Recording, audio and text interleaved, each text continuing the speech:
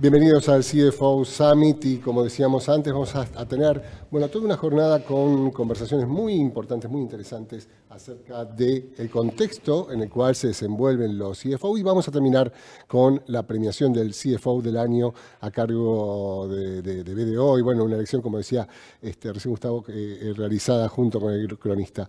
Vamos a empezar hablando con Gabriela Russo, que es la presidenta del Consejo Profesional de Ciencias Económicas de la Ciudad de Buenos Aires. Un exponente del mundo de las finanzas, de los ejecutivos de la economía, de los contadores.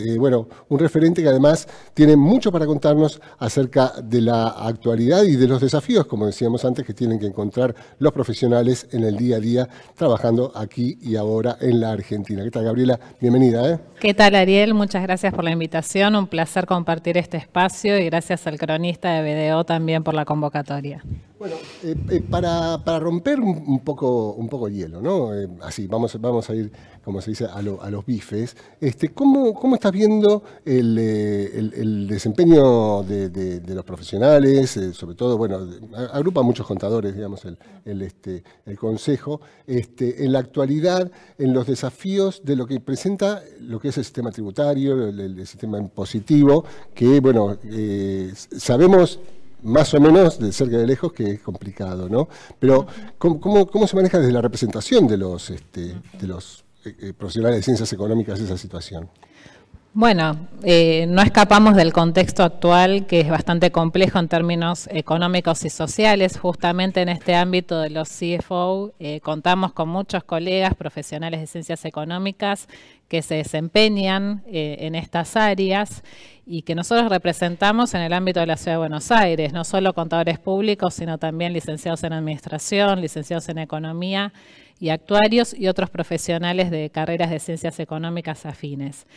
Vivimos en un contexto bastante complejo, teniendo en cuenta lo que vos comentabas, especialmente lo que hace a la planificación financiera no puede estar separada de lo que es hoy la planificación fiscal, por ejemplo, en un país donde tenemos un sistema tributario con muchísima normativa, alrededor de 70.000 normas, 165 impuestos, modificaciones tributarias que se dan permanentemente y que esto hace que los profesionales tengamos que estar actualizados todo el tiempo para poder asesorar correctamente a nuestros clientes y los empresarios contar con ese adecuado asesoramiento. En una planificación financiera no podemos dejar de lado la planificación tributaria, los costos que esto representa para las empresas. Por eso es vital el asesoramiento y el rol de los profesionales en esta materia, ¿no? El Consejo, yendo a una de las situaciones que me imagino que es la más habitual en esta administración de la tarea, tiene esa tarea de interlocución con el Estado, con las autoridades, ¿no? ¿Cómo graficarías esa relación en este momento o en general, siendo también para el pasado, porque sabemos que tuvieron mucha actuación muy fuerte en el último año, por fijar una...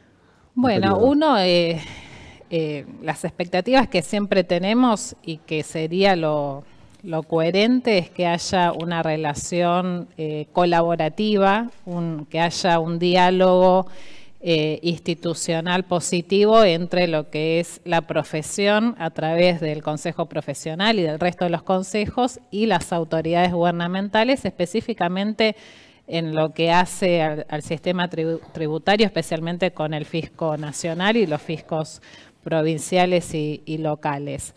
Hemos tenido en los últimos años tensiones en ese sentido, que por situaciones que no solo afectan a los profesionales que nos dedicamos al asesoramiento impositivo, sino a los contribuyentes propiamente. ¿Por qué? Recién te comentaba, 165 impuestos, 70.000 normas. Tenemos un sistema tributario donde los 3 niveles de gobierno tienen la potestad de establecer gravámenes.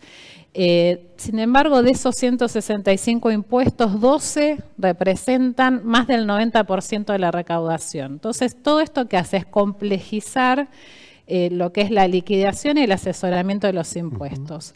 Y además vivimos cambios permanentes.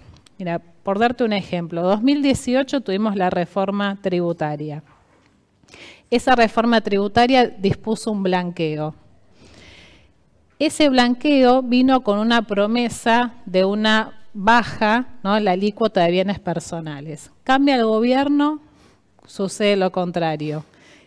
Diciembre del 2019, Ley de Solidaridad, aumenta la alícuota de bienes personales. Entonces, en el término, en menos de 2 años, cambió radicalmente la situación. ¿Y esto qué genera?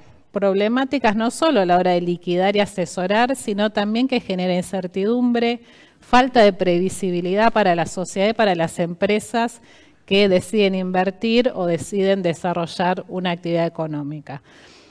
Y esto se agrava con el funcionamiento de la administración tributaria. ¿Por qué? Porque los sistemas no funcionan. Y hoy, recién hablaban de la automatización que llega a todos los espacios, también al gobierno.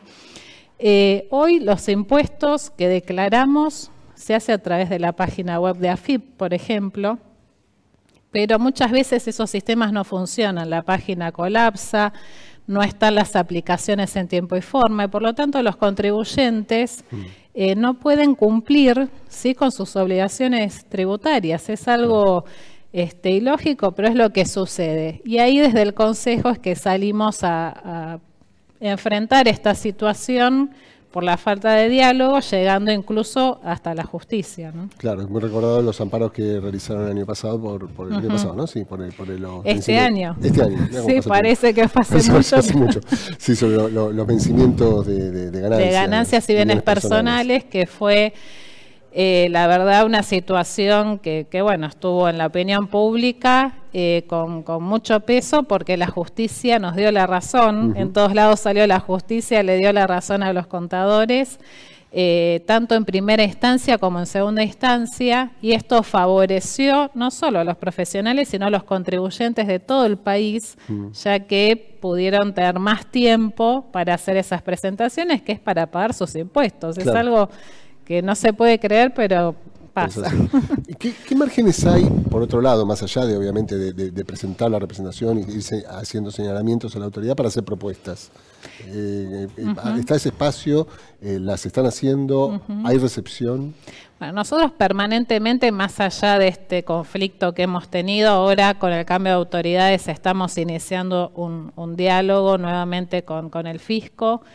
Y permanentemente desde el Consejo hacemos propuestas. Hemos presentado una propuesta de reforma tributaria en el Ministerio de Economía de la Nación, también a nivel del Gobierno de la Ciudad de Buenos Aires.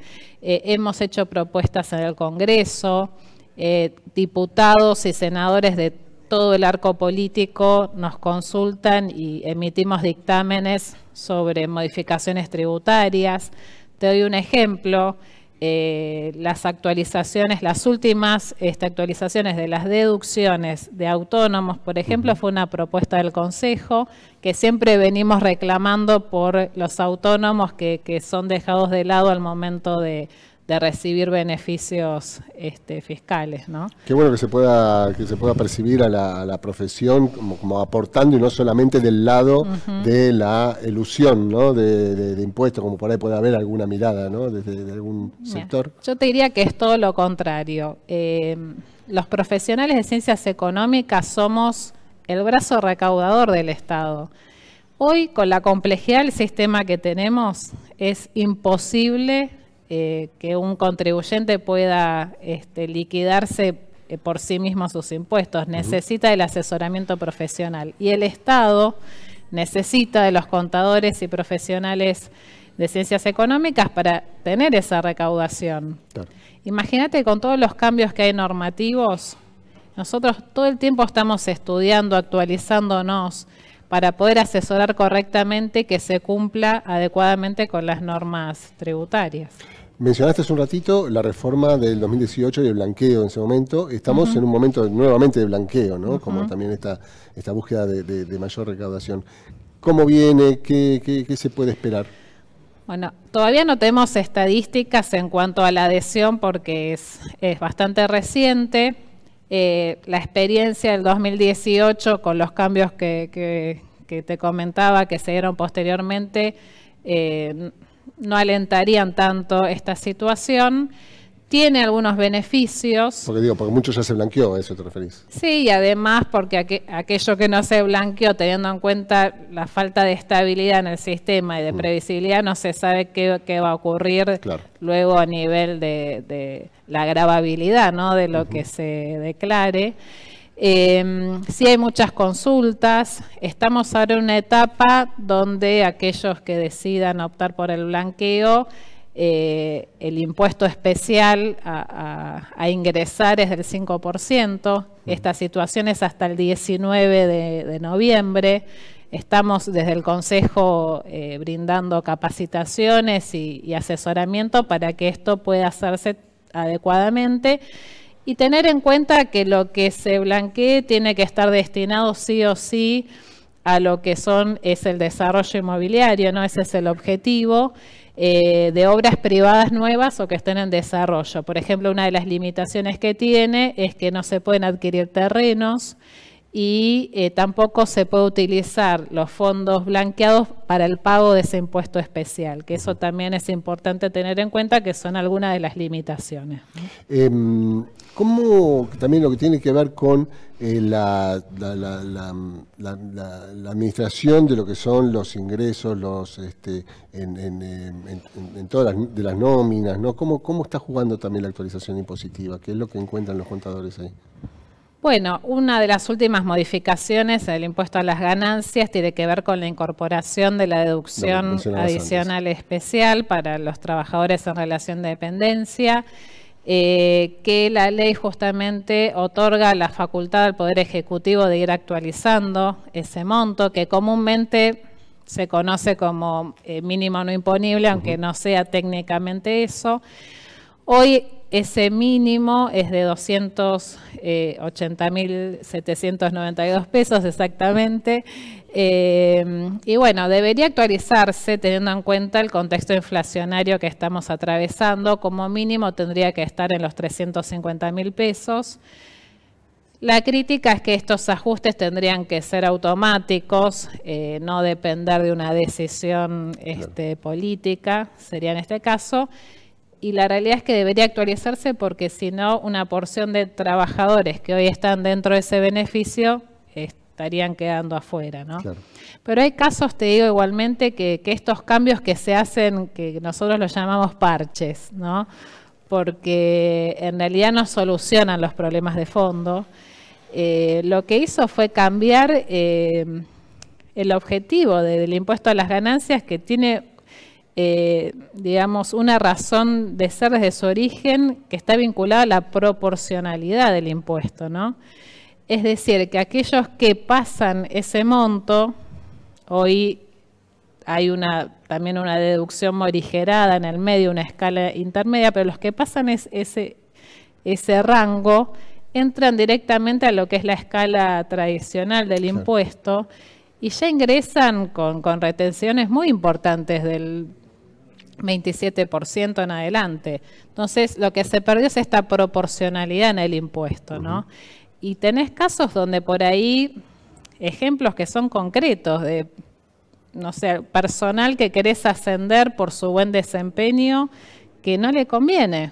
Claro. No le conviene porque asume más responsabilidades y termina ganando lo mismo o menos. Claro. O casos que por ahí no es un ascenso, pero es un aumento de sueldo, o aquellos que trabajan por comisión, que prefieren no trabajar de más porque terminan ganando de bolsillo menos salario, ¿no? Bueno, hicimos un pequeño repaso por los highlights de la profesión y bueno, obviamente lo que está haciendo el Consejo siempre es muy interesante y bueno, lo que también mencionaba Gabriela, de esta representatividad que está teniendo ahora y la posibilidad de poder conversar e ir introduciendo modificaciones de alguna forma en la normativa vinculada con los impuestos. Gabriela, te agradecemos mucho. Gracias, Ariel, y nuevamente gracias al cronista de video. Seguimos enseguida en el CFO Summit. Quédense.